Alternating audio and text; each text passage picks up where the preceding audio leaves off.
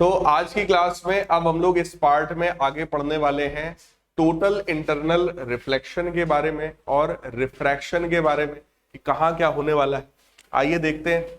सबसे पहला पार्ट देखो ये है कि जो शार्क है ये सबको पता ही है ना, डॉल्फिन है। तो ये जो मछली है ओवरऑल यहाँ पर इसको अपनी खुद की इमेज एक दिखाई पड़ रही है। ठीक, ये नीचे है, इसकी अपनी एक इमेज भी यहाँ पर बन रही है। ये इमेज क्यों बन रही है? That is due to total internal reflection. ठीक, टोटल इंटरनल रिफ्लेक्शन क्या होता है? जब भी लाइट रे डेंसर मीडियम से रेयरर मीडियम की तरफ जा रही होती है तब वो नॉर्मल से अवे बेंड करती है। ठीक, बेंड होते होते एक पर्टिकुलर एंगल ऐसा आता है जिसके लिए angle of refraction rarer medium में 90 डिग्री के बराबर होता है। उस पर्टिकुलर एंगल को बोलते हैं critical angle. That angle is called critical angle. तो आप लोगों को लिखवाया भी गया होगा the angle of incidence in the denser medium for which angle of refraction in the rarer medium is 90 degree is called critical angle। हाँ, और अगर लाइट रे उस क्रिटिकल एंगल से भी ज्यादा एंगल पर आ रही हो तब ऐसे में लाइट रे उसी मीडियम में बेंड कर जाती है। इस प्रोसेस को बोलते हैं टोटल इंटरनल रिफ्लेक्शन। किसी भी हीरा में टोटल इंटरनल रिफ्लेक्शन ही होता है जिसकी वजह से वो चमकदार दिखाई पड़ता है हम लोग। ठीक, तो हम लोग अब इसी चीज को आगे पढ़ने समझने चल रहे हैं। तो देखो जरा यहाँ पर पार्शियल और टोटल इंटरनल रिफ्लेक्शन जरा क्या होता है, ऑब्जर्व करिए इसको। यहां पर देखो ये एक हमने टॉर्च लगा रखा है, पानी के अंदर है, देखो लिक्विड में है। ठीक, यहां से लाइट रेज निकल रही है। 4-5 डिफरेंट केसेस हैं, उनकी बात हम लोग करने वाले हैं। पहले केस में बेटा लाइट रे जो एकदम सीधे ऐसे आएगी, बोलो नॉर्मल के अलॉन्ग आ रही है। ये जो लाइंस हैं, ये लाइंस क्या है? These are normals। अब ये लाइट रे अगर नॉर्मल के अलॉन्ग आ रही होगी तो क्या ये एकदम सीधे निकल जाएगी? तो ये लाइट रे तो एकदम सीधे देखो यहां से चली जाने वाली।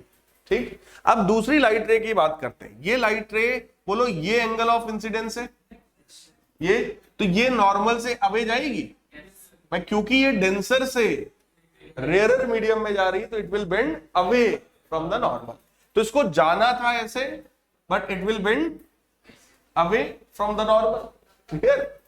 तो कहने का मतलब देखो ये इस तरीके से जाएगी, फाइनली ऐसे लाइट रे निकल जाएगी, कुछ रिफ्रैक्ट हो गई और कुछ पोर्शन यहां से रिफ्लेक्ट भी हो गया। कुछ इसको बोलते हैं partial reflection and partial refraction. Clear है? ठीक, अगला है ये पार्शियल रिफ्लेक्शन आपका कहलाएगा। हल्का फुल्का रिफ्लेक्ट हुआ है, बाकी उधर की तरफ लाइट रे चला गया। आगे की बात करो, अगर ये एंगल 30 है, ठीक, तो ये एंगल कुछ 50 डिग्री 40 डिग्री 45 डिग्री के आसपास हो गया। मतलब ये सिर्फ शो करने की कोशिश की गई है कि ये एंगल इससे ज्यादा है। बोलो यार, ये जो एंगल है वो 30 से ज्यादा है, तो 35 40 45 कुछ भी हो सकता है। अब हमने क्या किया, हमने एंगल ऑफ इंसिडेंस को और बढ़ाया। इस बार एंगल ऑफ इंसिडेंस कितना हो गया? 35। ये ऑलरेडी इधर 50 पे जा रहा था, अब जब तुमने इधर एंगल बढ़ाया है तो ये और ज्यादा बेंड होगा। अब ये 60 होगा, 70 होगा, 80 होगा या ज्यादा से ज्यादा 90 होगा। ठीक, तो फिलहाल देखो यहां पर क्या हुआ है, ये लाइट रे फिर से किसी 70 एंगल पर आई। भाई ये 35 था, इधर एंगल 70 था, ये लाइट रे पार हो गई है और इधर कुछ पार्शियली फिर से क्या हुआ, यहां पर रिफ्लेक्शन हुआ। तो again this is partial reflection. हमने एंगल ऑफ इंसिडेंस जो कि 35 था उसको और बढ़ाया, इस बार हो गया 40। अब देखो 70 तक तो मामला हो ही चुका था, अब इसके बाद क्या बचा है? 80 होगा, 90 होगा। ठीक, तो एक पर्टिकुलर किसी एंगल पर लाइट रे अब कैसा जाएगा? Parallel to the interface. Light ray कैसे जा रहा है? पैरेलल टू द इंटरफेस, और ये एंगल कितना हुआ? 90। इसी पर्टिकुलर एंगल को बोलते हैं critical angle. That means the angle of incidence in the denser medium for which angle of refraction in the rarer medium is 90 degree is called critical angle. तो ये एंगल हो गया बेटा क्रिटिकल एंगल। क्लियर है? अब next case की बात करो। नेक्स्ट केस में क्या होगा, लाइट रे जो जा रहा है, यहां पर बता रहे हैं क्रिटिकल एंगल ऑफ इंसिडेंस जो है, और उसके लिए एंगल ऑफ रिफ्रैक्शन 90 है। ठीक, ये चीज मैं एक्सप्लेन कर चुका हूं आपको। अब अगले में देखो क्या होगा, हमने जब एंगल ऑफ इंसिडेंस को और बढ़ाया, क्रिटिकल से भी ज्यादा किया, तो अब क्या ऑप्शन बचा है, 90 डिग्री तो पहले ही हो चुका था, now it will be reflected back in the medium. यानी कि अगर लाइट रे डेंसर मीडियम से आ रही हो और उसका angle of incidence critical angle से ज्यादा हो, तो ऐसे में लाइट रे उसी मीडियम में वापस रिफ्लेक्ट बैक हो जाती है। इसी प्रोसेस को क्या बोलते हैं, total internal reflection. This process is called total internal reflection, for which the angle of refraction is more than 90 degree से भी ज्यादा एंगल पर ये रिफ्रैक्ट होता है। Now experiment showing total internal reflection, TIR को रिप्रेजेंट करने वाला एक छोटा सा ये एक्सपेरिमेंट आपके सामने है। एक तरफ से लाइट रे देखो इसमें अंदर डाली जा रही है, और लाइट रे यहां से देखो रिफ्लेक्ट होकर ऐसे आया, यहां से फिर रिफ्लेक्ट हुआ, इस तरीके से लाइट रे अंदर ट्रेवल कर रहा है। देखो जब बात आई इंटरनेट की, इंटरनेट मान लो घर घर में पहुंचाना था, तो उस समय सबसे पहले जो केबल यूज होता था उसमें इलेक्ट्रिसिटी का यूज किया गया, मतलब इलेक्ट्रॉन्स को फ्लो कराया गया करंट के रूप में, इलेक्ट्रॉन्स को फ्लो करा के डेटा फ्लो कराया गया। ठीक, तो उसमें जो कनेक्शन आता था, जो स्पीड आती थी, वो कंपैरेटिवली कम स्पीड आती थी। फिर आज के समय में ऑप्टिकल फाइबर यूज किया गया। Optical fibre related to light है, लाइट की स्पीड बोलो बहुत ज्यादा है, सबसे ज्यादा है। ठीक, उसके कंपैरिजन में इलेक्ट्रॉन की स्पीड उतनी नहीं हो सकती है, बोलो यार। तो इलेक्ट्रॉन नॉर्मल स्पीड से ट्रेवल करते थे, तो नेट की स्पीड भी नॉर्मल थी। जब ऑप्टिकल फाइबर आया, अब लाइट की स्पीड से वो ट्रेवल करने लगा लाइट। ठीक, तो लाइट में वहां पर कॉन्सेप्ट यही यूज किया जाता है, टोटल इंटरनल रिफ्लेक्शन का ही। बार बार लाइट सिग्नल्स अंदर ही अंदर इस तरीके से वो रिफ्लेक्ट बार बार होते रहते हैं, जिसकी वजह से बहुत फास्ट डेटा ट्रांसमिशन होता है, और इंटरनेट की स्पीड जो है वो ऑप्टिकल फाइबर में आपको पता है सबसे ज्यादा होती है। ठीक, so ray of the light getting reflected from the surface of the water, water की सरफेस से रे ऑफ लाइट जो है वो यहां पर बार बार रिफ्लेक्ट हो रही है।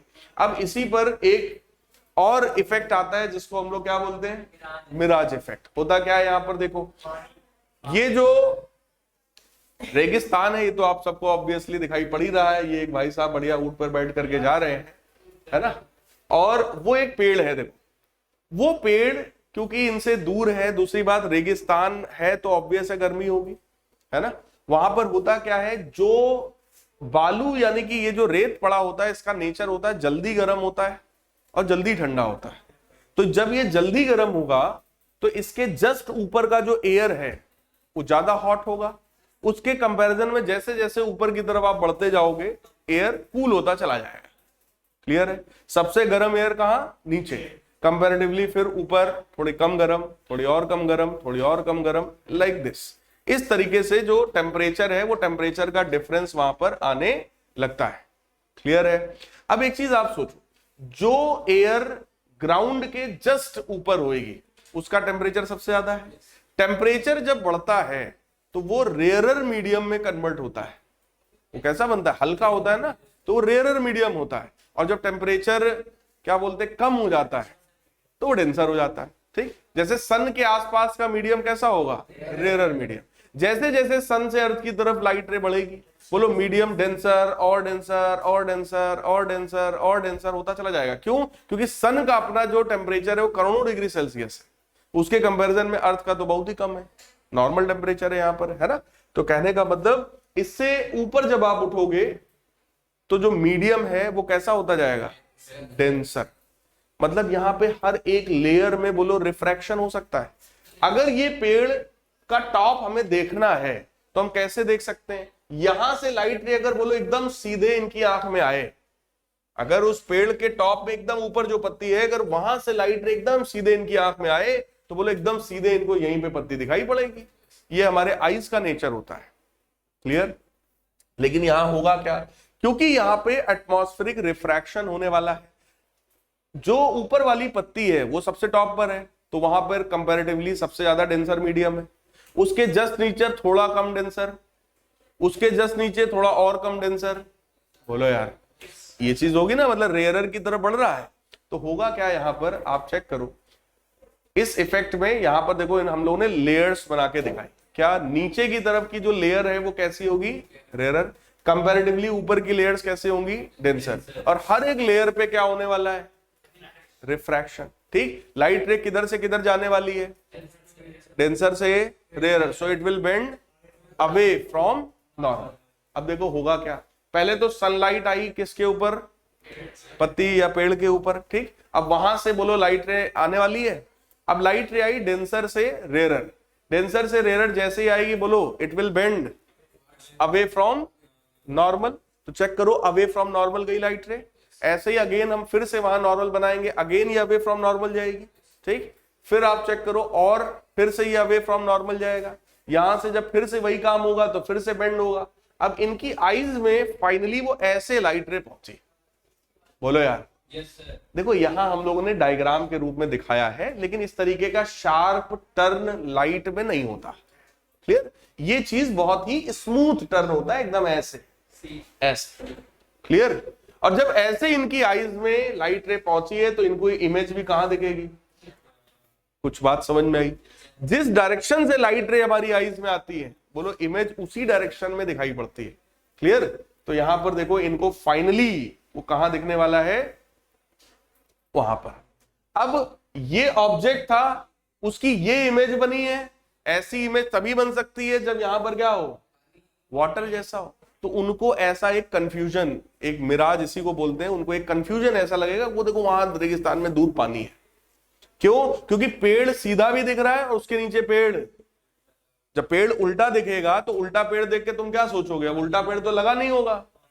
बोलो यार, तो वो एक ऐसा ऑप्टिकल इल्यूजन, एक ऐसा अपीयरेंस क्रिएट होता है कि वहां पर पानी होगा, इसीलिए पेड़ हमको उल्टा दिखाई पड़ रहा है। इस पर कविताएं भी बनी है कि ये ऊंट जो है इसी चीज को देखकर बार बार कंफ्यूज होता है कि वहां पानी है वहां पानी, जब पहुंचता है तो पता चला ही नहीं। बात समझ में आई। तो ये इफेक्ट क्या कहलाता है, mirage effect. Is this clear, इसको आप अपनी लैंग्वेज में एक्सप्लेन कर सकते हो। As we move upside from the sand, the medium becomes denser, rarer to denser at every layer. So there will be refraction of light at every layer. तो आप इस तरीके से अगर डायग्राम बना सकते हो, ये इतना तो नहीं बना पाओगे, नॉर्मल भी अगर एक नॉर्मल इंसान ऐसे बना के दिखा दो, पेड़ तो बना ही सकते हो, लेयर दिखा सकते हो, ये आप दिखा सकते हो कैसे कैसे बेंडिंग हुई है। तो फिर ये क्वेश्चन आपका एकदम क्लियर हो जाएगा, और ये एक इंपॉर्टेंट पूछा जाने वाला क्वेश्चन है। कई बार हम लोग को इसी तरीके से रेगिस्तान में दिखाई पड़ता है कि यहाँ पे क्या है, पानी बड़ा हुआ है। ठीक, लेकिन रेगिस्तान है, आपको भी पता है पानी वानी होगा नहीं वहां पर। The water that you see is actually the reflection of blue sky on the ground due to the mirage effect. Is this clear, बोलो भाई। हाँ, अभी वो भी आ रहा है, बिल्कुल सही है इनका पॉइंट। इन्होंने कहा सर ऐसा रोड पर भी तो होता है, हाईवे पर, है ना। तो हाईवे पर भी ये चीज ऐसा देखने को मिलता है हम लोगों को। ठीक, वहां पर भी इफेक्ट कौन सा है, मिराज इफेक्ट। तो बता रहे हैं, have you seen water on highway on roads in summer season on a hot afternoon. दोपहर में ही ऐसा होता है। ठीक, तो उसका भी कारण क्या है, for mirage to occur there has to be total internal reflection. तो मिराज इफेक्ट कब पॉसिबल होगा, जब TIR होगा। ठीक, टोटल इंटरनल रिफ्लेक्शन। तो TIR की कंडीशंस क्या क्या हो गई, सबसे पहली लाइट रे किधर से किधर जाए, डेंसर से रेयरर। दूसरा क्या होता है, angle of incidence in the denser medium should be greater than critical angle, should be greater than critical angle. तो देखो पहला तो हो गया light should travel from denser medium to rarer medium, और दूसरा हो गया light should hit at an angle greater than critical angle. या इसको आप अपनी लैंग्वेज में लिखो कि angle of incidence in the denser medium should be greater than critical angle. Is this clear, कोई डाउट। ठीक है, अगली चीज देखिए, now dispersion of white light, या न्यूटन साहब के एक्सपेरिमेंट की हम लोग बात कर रहे हैं। न्यूटन साहब ने ये देखा था कि अगर ये एक प्रिज्म है, इस प्रिज्म में हम लोग व्हाइट लाइट अगर पास करते हैं, तो देखो व्हाइट लाइट जो होता है ना, वो कंपोजिशन ऑफ 7 कलर्स होता है। व्हाइट लाइट में सारे कलर्स होते हैं। तो यहां पर यही दिखाया जा रहा है कि अगर ये सारे कलर्स हैं और इसको अगर मैं बहुत तेजी से घुमाऊंगा तो ये आपको सारे कलर अलग अलग नहीं दिखेंगे, ये आपको प्योर व्हाइट कलर का दिखाई पड़ने लगेगा। तो यहां पर उसी चीज को शो किया गया है, जब आप उसको घुमाओगे बहुत तेजी से it will appear to be white. इसका मतलब सारे कलर्स को मिलाने पर कौन सा कलर बनता है? व्हाइट। तो white is combination of all colours. तो देखो यहां पर जैसे ही व्हाइट लाइट हम लोग पास करते हैं, व्हाइट लाइट बेटा जनरली कौन सी होती है? सनलाइट। सन की जो लाइट है वो व्हाइट लाइट है। हम लोग इसको व्हाइट लाइट समझते हैं, ये व्हाइट लाइट नहीं है ना। ये इनफैक्ट इसमें ब्लू कंटेंट ज्यादा होता है। बात समझ में आई? बाहर वाली जो लाइट होती है सनलाइट, उसको वो देखने में आपको येलोइश लगती है, लेकिन वही प्योर व्हाइट लाइट है, क्योंकि उसी में सबसे ज्यादा कलर्स होते हैं। और इसीलिए जब आप सनलाइट में कोई फोटो लेते हो तो वो फोटो ज्यादा अच्छी आती है, क्योंकि वहां पर सारे कलर्स थे। तो आपका जो कपड़ा जो भी पहने हो या जो स्किन एकदम खिल के वो बाहर निकल कर आती है। और अगर वही किसी स्टूडियो में किसी कमरे में अभी यहां पर आप एक सेल्फी लीजिए या फोटो खींचिए तो उतनी बढ़िया नहीं आएगी जितनी सनलाइट में आएगी। बात समझ में आई? ठीक, तो ये इसका कॉन्सेप्ट है। फिलहाल व्हाइट लाइट हमने पास किया। प्रिज्म ने क्या किया? उसको 7 कंपोनेंट कलर्स में ब्रेक किया। ठीक, प्रिज्म का काम होता है आने वाली लाइट रे जो कि ऐसे जानी चाहिए थी, उसने लाइट रे को अपने बेस की तरफ बेंड किया। प्रिज्म क्या करता है? लाइट रे को बेस की तरफ बेंड करता है। बेस ये है, बोलो। ये एंगल कहलाता है प्रिज्म एंगल। क्या कहलाता है? प्रिज्म एंगल या एंगल ऑफ प्रिज्म। ठीक, तो लाइट रे आएगी, ये उसको 7 पार्ट्स में तोड़ेगा और फिर फाइनली लाइट इस तरीके से चली जाएगी। और इसका जो सीक्वेंस होता है बेटा, वो सीक्वेंस क्या है? विबग्योर। क्या आप लोग कोई मुझे कलर बता सकते हैं विबग्योर में कौन कौन से कलर्स हैं? Violet, indigo, blue, green, red. ठीक, तो कहने का मतलब violet, indigo, blue, green, yellow, orange और रेड, ये 7 कलर्स होते हैं, विबग्योर के नाम से जाने जाते हैं। इनका पैटर्न नीचे से ऊपर। So the phenomena of splitting of the white light by the prism into 7 component colors is known as dispersion of light. ये आपसे पूछा जाता है what is dispersion of light? So splitting of the white light into its component colors by using a prism is known as dispersion of light. Is this clear? अब देखो जरा, the band of the colors formed is known as spectrum.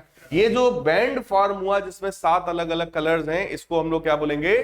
Spectrum बोलेंगे इसको हम लोग। ठीक, colour band होता है, स्पेक्ट्रम होता है। अब मैटर ये है कि सर आखिर ऐसा क्यों हुआ? देखो अलग अलग कलर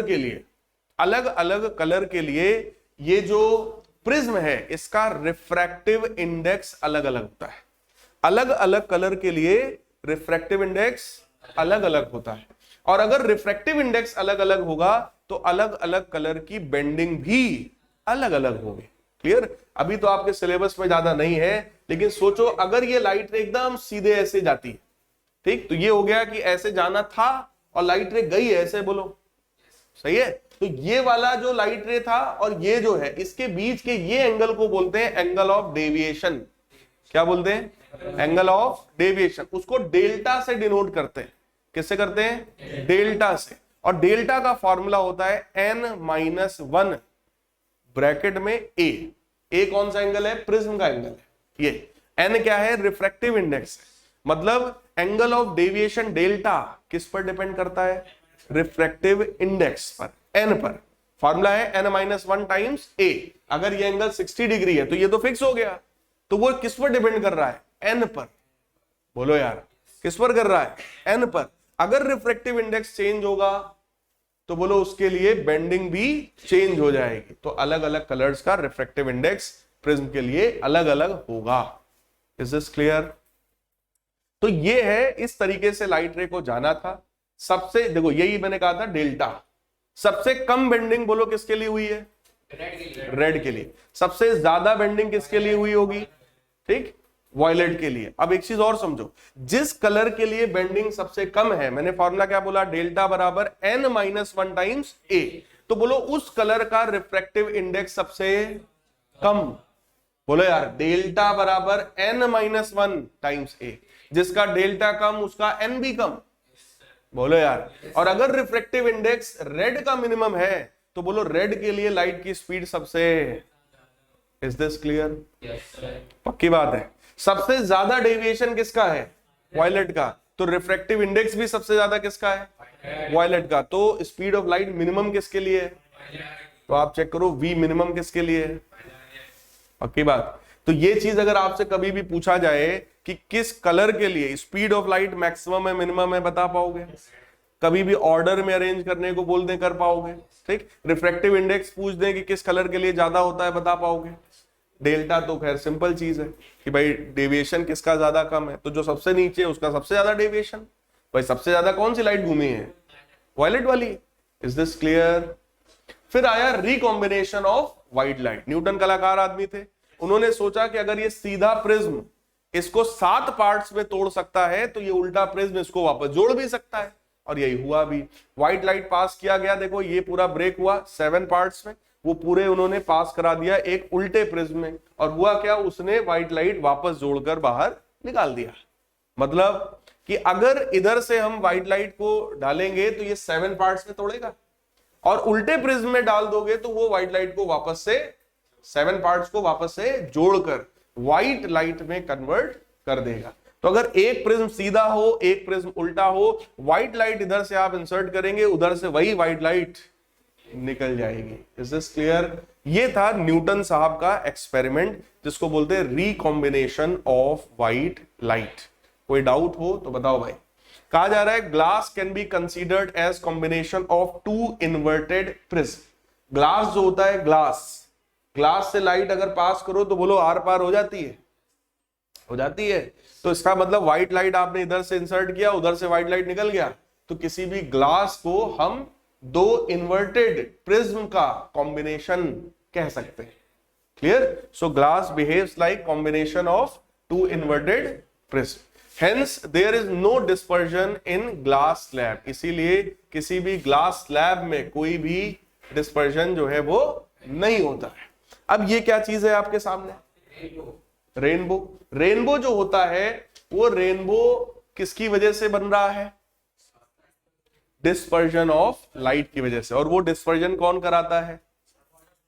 वाटर के जो ड्रॉपलेट्स वहां पर प्रेजेंट है। देखो, rainbow is an arc of 7 colors visible in the sky which is produced by dispersion of sun's light by raindrops in the atmosphere। Atmosphere में जो रेन ड्रॉप्स होते हैं प्रेजेंट, कब ये फॉर्म होता है? जब पानी बरस चुका हो।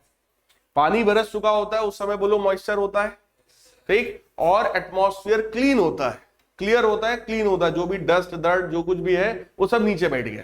क्लियर? एकदम क्लीन एटमॉस्फेयर होता है। उस समय अगर इधर सन है, मैं ऑब्जर्वर हूं, तो इधर की तरफ फॉर्म होगा, क्योंकि सनलाइट इधर से आएगी, ड्रॉप से पास होगी, और फिर वहां पर ये जो रेनबो है आपका वो फॉर्म होगा। अब रेनबो में भी क्या होता है उस चीज को देखो, यहां पर हम लोगों ने एक्सप्लेन किया है। क्या? सनलाइट है, ठीक, ये कोई एक रेन का ड्रॉप है। अब होगा क्या यहां पर? This rain drop will behave like a prism. बिल्कुल प्रिज्म वाला इसका बिहेवियर हो जाएगा। वहां से देखो सनलाइट चली, ठीक, सनलाइट जैसे ही इसमें पास होगी, अब ये देखो रेयरर से किधर की तरफ जा रही थी लाइट? डेंसर। लेकिन क्योंकि ये प्रिज्म की तरह बिहेव कर रहा है तो ये विबग्योर का पैटर्न बनाएगा, वायलेट से लेकर के रेड तक। ये सारे कलर्स हैं, देखो दिखाया केवल 2 गया है, लेकिन कलर्स यहां पर सारे हैं 7 कलर्स, ठीक। और उसके बाद इस जगह पर कौन सा प्रोसेस हो रहा है? यहां पर कौन कौन सा प्रोसेस हुआ था? रिफ्रैक्शन, मतलब लाइट का अंदर जाना एक मीडियम से दूसरे में, ठीक। और दूसरा क्या था? 7 पार्ट्स में उसका टूटना। तो रिफ्रैक्शन और डिस्पर्जन बोलो वहां हो रहा था। और यहां पर क्या हुआ बेटा? Total internal reflection. अगर TIR हुआ इसका मतलब एंगल ऑफ इंसिडेंस क्रिटिकल से ज्यादा रहा होगा, इसलिए लाइट रे ऐसे आई, और फाइनली ये यहां कहीं पर अब ऑब्जर्वर है, ठीक। अर्थ पर, ग्राउंड पर यहां कहीं पर ऑब्जर्वर होगा, लाइट रे ऐसे आएगी और ऑब्जर्वर को दिखाई पड़ेगा। कहां पर? अगर लाइट रे ऐसे आ रही तो उसको यहां कहीं पर रेनबो दिखाई पड़ेगा। Is this clear? तो देखो ये सन है, उधर कहीं पे बनेगा, और ये ऑब्जर्वर है बीच में, उधर की तरफ में ऊपर के खड़ा है। क्लियर है? ऐसी कंडीशन में हमेशा बनता है सन के अपोजिट डायरेक्शन। तो ये था हमारे इस 3rd लेक्चर में, जिसमें मैंने आपको क्या क्या सिखा दिया।